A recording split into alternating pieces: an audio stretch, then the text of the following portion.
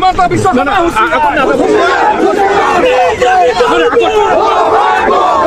দেশতকৈ মামি ডাঙৰ নহয়, দেশতকৈ মামি ডাঙৰ নহয়।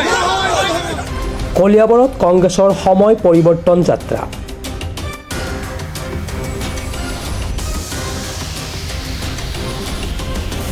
কলিয়াবৰৰ বৰভুগীয়া দলগাং পথত কংগ্ৰেছৰ সময় পৰিৱৰ্তন যাত্ৰাৰ ৰেলী।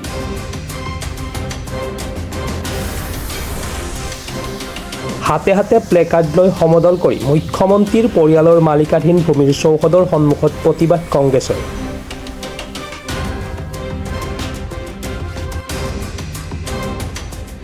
প্ৰতিবাদকাৰীক মুখ্যমন্ত্ৰীৰ পৰিয়ালৰ মালিকাধীন ভূমিৰ চৌহদৰ প্ৰৱেশত বাধা কলিয়াবৰ আৰক্ষী। অলপ দিন আগতে আমি হু ইজ HBS, কোন হয় হিমন্ত বিশ্ব শৰ্মা ৱেবছাইট মুকলি কৰিলোঁ।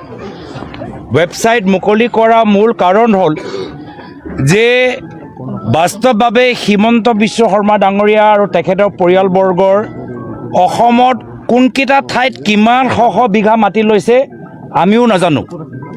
আৰু আমি সেইদিনা সংবাদমেল যোগেদি আমি অসমৰ জনসাধাৰণক অনুৰোধ কৰিলোঁ কি আপোনালোকে আমাক ৱেবছাইট যোগেদি মিছ কল যোগেদি আমাক পৰামৰ্শ দিয়ক, ক'ত ক'ত মাটি দখল কৰিছে তাত আমি যাম, ক'ত ক'ত কৰিছে তাত আমি যাম। আৰু সেই হিচাপে আমি কিছু ৱেবছাইটৰ পৰা ডাটা পালোঁ যে কলিয়াবৰত এইটো কি বৰবগীয়া দলগাঁও সংযোগী পথত আজি গোটেই ইণ্ডাষ্ট্ৰী লেণ্ড দখল কৰি হাইৱে নিজৰ ফালে, পাৱাৰ ট্ৰান্সমিশ্যন নিজৰ ফালে এনেদৰে এটা সাম্ৰাজ্য কলিয়াবৰৰ ভিতৰত সৃষ্টি কৰিছে। নগাঁও জিলাৰ ভিতৰত প্ৰায় 100 ওপৰত বিঘা মাটিৰ মালিক আজি তাৰিখত হিমন্ত বিশ্ব শৰ্মা ডাঙৰীয়া আৰু তেখেতৰ পৰিয়ালবৰ্গ। আৰু সেইকাৰণে আজি ইয়াৰ আগতে অসমৰ ইতিহাসত আমি এটা কথা শুনিছিলোঁ, কি শুনিছিলোঁ যে দেশতকৈ মামা ডাঙৰ নহয়, কিন্তু হিমন্ত বিশ্ব শৰ্মা ডাঙৰীয়া অসমৰ মুখ্যমন্ত্ৰী হৈ যোৱাৰ পিছত দেশতকৈ মামী ডাঙৰ কৰি পেলালে। দেশতকৈ মামী ডাঙৰ কৰি পেলালে যেতিয়াৰ পৰা হিমন্ত বিশ্ব শৰ্মা ডাঙৰীয়া অসমৰ মুখ্যমন্ত্ৰী হৈছে। আৰু সেইকাৰণে ৰাইজ এতিয়া গৰজি উঠিছে। আৰু ৰাইজে যি কথা আগতে লাচিতে কৈছিল, আজি সেই কথা আজি আধুনিক অসমত সেই একেখিনি কথা কৈছে যে দেশতকৈ মামী ডাঙৰ নহয়।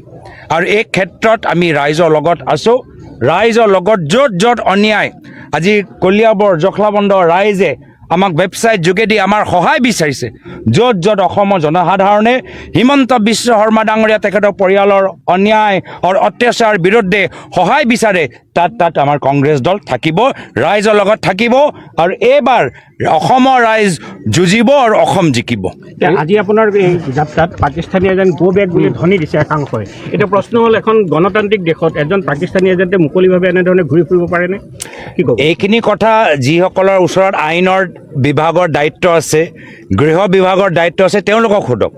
কিন্তু আমি দেখিছোঁ কি ৰাইজে আমাক ইয়াত মাতিছে, ৰাইজে আমাক গুৱাহাটীলৈ যাবলৈ ক'লে, ৰাইজে আমাক আৰু অলপ আগলৈ যাবলৈ কৈছে, ৰাইজ আমাক ওলাই আহিছে, ৰাইজে কৈছে হয় আমাক সহায় কৰক। এই অঞ্চলৰ ৰাইজে PIL দিছে, RTI দিছে, কিন্তু তেওঁলোকৰ PIL আৰু RTI যিদৰে ফলাফল দিব লাগে তেওঁলোকে পোৱা নাই, যাৰ ফলত আমি এই জনসাধাৰণৰ লগত আছোঁ। কলিয়াবৰৰ পৰা Hemanta Bhuyan report, Pratah time digital.